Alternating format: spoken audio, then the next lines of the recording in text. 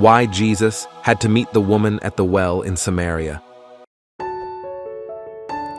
If you are concerned about false and misleading worship songs in today's churches, you are not alone.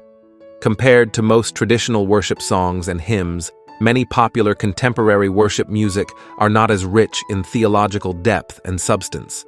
The lyrics of some of these songs lack the doctrinal clarity and are clearly not written to glorify God and God alone. Perhaps you too have also noticed how many so-called modern worship services prioritize entertainment over genuine worship. The use of professional bands, elaborate light shows, and theatrical production elements are great, but sometimes these prompts are taken to a point where they distract from the focus on God. With that said, in this episode, we are going to discuss worship music and dig deep into what it means to worship God in spirit and in truth. We are going to use the encounter and the conversation between Jesus and the Samaritan woman as the basis for this discussion. In the book of John, chapter 4, the Bible tells us that Jesus journeyed from Judea to Galilee, using a route that Jews would normally avoid for fear of being attacked by Samaritans. To understand the reason for this fear, let me speak a little bit about the historical tension between the Jews and the Samaritans of the time to provide some context. Recall the Babylonian exile of the Israelites that happened between 597 to 586 BCE after King Nebuchadnezzar of Babylon conquered Jerusalem.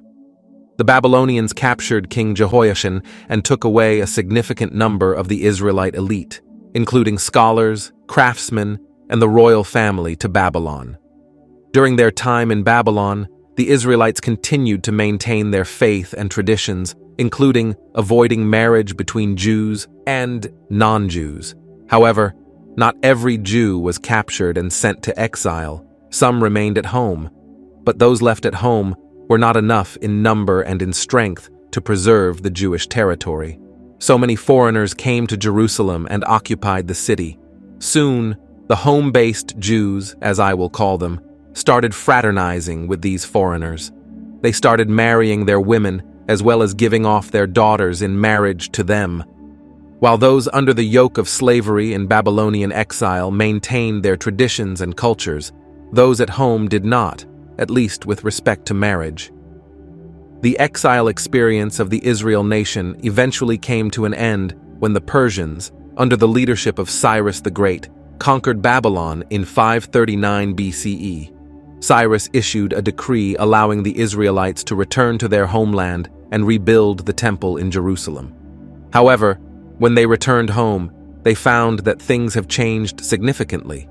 Their brethren have intermarried and intermixed with foreigners, producing mixed-race children. The returnees, who saw themselves as pure Jews, were upset about this development. They resolved to shun those whose Jewish blood have been mixed with others. They call them the Samaritans. The Samaritans were pushed to the outskirt of Jerusalem. They grew as a nation and became hostile to Israelites. They would attack any Israelites that travel through their land. That was why it was surprising that Jesus would travel through Samaria as recorded in the book of John. Now that you know the backstory, let's look at the encounter between Jesus and the Samaritan woman and how that led to Jesus teaching us how to properly worship God. The encounter and conversation between Jesus and the Samaritan woman at the well, as described in John chapter 4, is significant and deeply symbolic. It happened at a well in Samaria, near a town called Sychar, at around noon. The timing is important because the woman ought not to have been at the well at that time of the day. Women usually go to fetch water in the well in the morning when it is cooler, and not when the sun is yellow hot on the mid-sky. She delayed her visit to the well because she did not want to socialize or mingle with the other women going to the well. Why? Because she was ashamed of who she had become. We shall soon see why she was ashamed of herself in a second, when she started talking to Jesus. In any case, Jesus and his disciples were traveling through the region of Samaria, which was inhabited by Samaritans. Jesus, exhausted from his journey, sits by a well while his disciples went into town to buy food. Then a Samaritan woman comes to the well to draw water. Jesus looked at her and then asks her for a drink of water, initiating a conversation. This request is completely unusual and unexpected because, as we have shown before, Jews and Samaritans generally did not interact. Jewish men did not go about speaking to random Samaritan women at random wells in Samaria of all places. That is just calling for trouble. As expected, the Samaritan woman is astounded by Jesus' request. She did what you would expect her to do. She asks him why a Jewish man would ask a Samaritan woman for water, given the historical tensions between their people. Perhaps, even at this early stage of the conversation, she was already realizing that this man is not like the others. He was different. Jesus was cryptic in his response. He tells her that if she knew who was asking her for a drink, she would have been the one asking him for living water. The woman is puzzled by the concept of living water.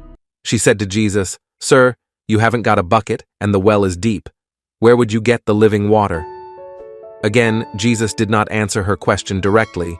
Instead, he says, "Everyone who drinks this water will be thirsty again, but whoever drinks the water I give them will never thirst. Indeed, the water I give them will become in them a spring of water welling up to eternal life." The woman said, "Sir, give me this water, so that I won't get thirsty and have to keep coming here to draw water." This conversation was getting a bit deeper, so as the culture of the time demands, Jesus said to the woman, "Go, call your husband and come back."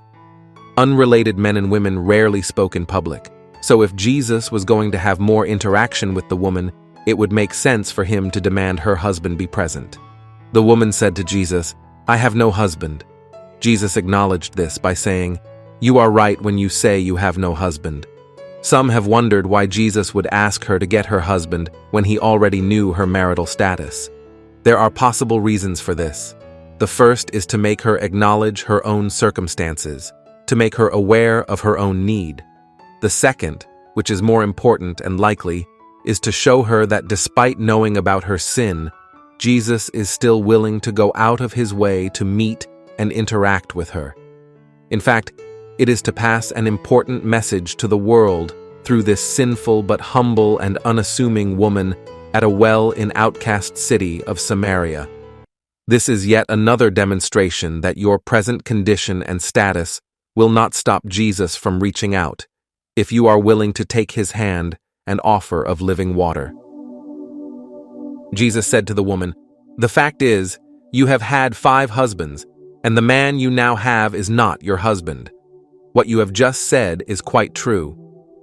At this point in the conversation, the woman seems to have vaguely caught on to the nature of the man she was speaking to. "So," she said, a bit curtly, "I can see that you are a prophet." She continued, "Our ancestors worshipped on this mountain, but you Jews claim that the place where we must worship is in Jerusalem." Notice how she sidestepped the topic of her failed marriages. Isn't this what we do? When confronted with our own failure, we sidestep, we digress, or we deny. We try to avoid the reality of our situation. But for this woman, she sidestepped right into the main reason Jesus came all the way to see her, to teach Samaria and the world the meaning, nature, and purpose of worship. In verse 21, Jesus said to the woman, "Believe me, a time is coming when you will worship the Father neither on this mountain nor in Jerusalem. You Samaritans worship what you do not know. We worship what we do know, for salvation is from the Jews. Yet a time is coming, and has now come, when the true worshippers will worship the Father in the Spirit and in truth, for they are the kind of worshippers the Father seeks. God is Spirit, and his worshippers must worship in the Spirit and in truth." The true worshippers will worship the Father in the Spirit and in truth, for they are the kind of worshippers the Father seeks. So why did Jesus had to meet the Samaritan woman at the well in Samaria? To teach us the nature, meaning, and purpose of worship. To reveal God's expectation during personal and congregational worship. So this leads us into 3 key lessons that we must learn about worship. The first lesson is that worship is not about a place, it's about God. Notice what Jesus said. He said, "Believe me, dear woman, the time is coming when it will no longer matter whether you worship the Father on this mountain or in Jerusalem." Jesus is making the point that worship is not about where you are, but who you are worshiping. He says it's not about which mountain you worship. True worship and fellowship require the knowledge of God. Because the more you know about His nature and character, the more you know about Him, the more and deeper you'll be able to allow yourself to worship Him. Notice the other thing Jesus says. He says the time is coming. Indeed, it's here now, when true worshipers will worship the Father in spirit and in truth. The Father is looking for those who will worship Him that way.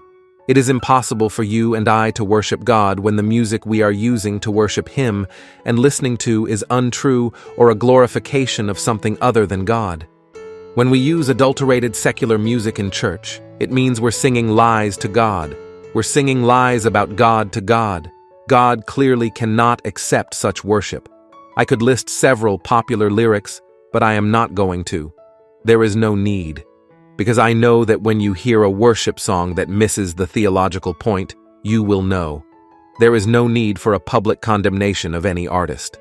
Watch out for lyrics that stretch the truth and exaggerate personal importance over an adoration of God. Make sure the songs you use for worship are rooted in theological truth. Here is the other lesson that we must learn about worship. Worship must be God-centered. Jesus says the Father is looking for those who will worship Him in truth and in spirit. So, let your worship song be God-centered instead of human-centered. If a song focuses too much on the attribute of humans instead of the attribute of God, that is a big red flag. The third and final lesson to learn about worship is that worship needs to be Spirit-led. Jesus did not only say that we must worship in truth, but also that true worship happens in spirit and in truth. The spirit component is just as vital. This simply means that whenever you and I worship God, our spirits need to be engaged. We do not just go through the motions of singing. It must be meaningful and substantive. True worship is when our mind and our spirit is engaged, because worshiping God should take the whole of our being. When our spirit is engaged, that's when it becomes spirit-filled and partake in a spirit-led worship. To round up this episode, I want to encourage you to pay attention to the music you use for worship. Let it be God-focused rather than self-adulation. Let it be Spirit-led rather than you going through the motion of singing and dancing. Be the one whose worship the Father is looking for. Thank you for watching. God bless you. Amen.